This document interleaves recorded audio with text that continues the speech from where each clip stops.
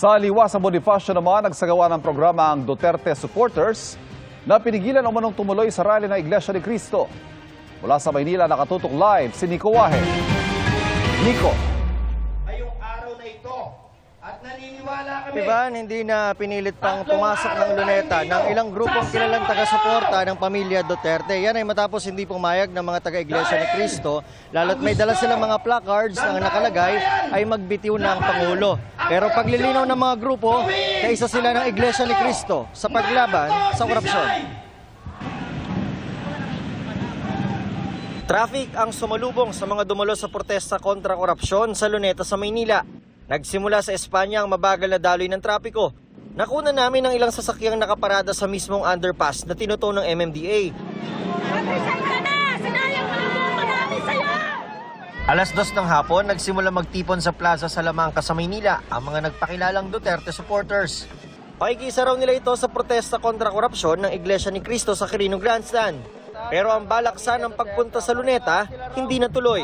Trinay po namin na gumawa ng liham para po magpaalam sa ating mga kapatid sa Iglesia.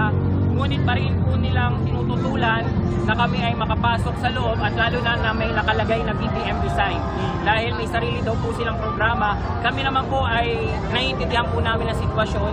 Kaya sumusunod din po kami kung ano po gusto po nila. Hindi lamang po kami tumitingin sa iisang kandidato, sa iisang nakaupo po. Lahat po kung sino po yung mga accountability po talaga doon sa mga proyekto pong yun. Makurakot po talaga na magnanakaw. Hindi na rin pumilit pang pumasok ang grupo sa Luneta at dumiretso na lang sa Liwasang Bonifacio at doon nagsagawa ng programa.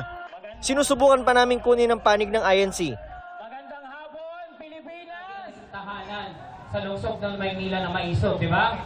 Walang nag-welcome na iba pang kundi dito sa Maynila, yung siksik-liglig. O mag-spout na naman ako. May nag-welcome. Ivan, hanggang sa mga oras na ito ay tuloy-tuloy yung programa nitong Reforma Pilipinas at ng hakbang ng maisog dito sa Liwasang Bonifacio. Pero hinihintay lang nila yung kanilang mga bus na maghahatid sa kanila sa EDSA People Power Monument para doon ituloy ang kanilang protesta.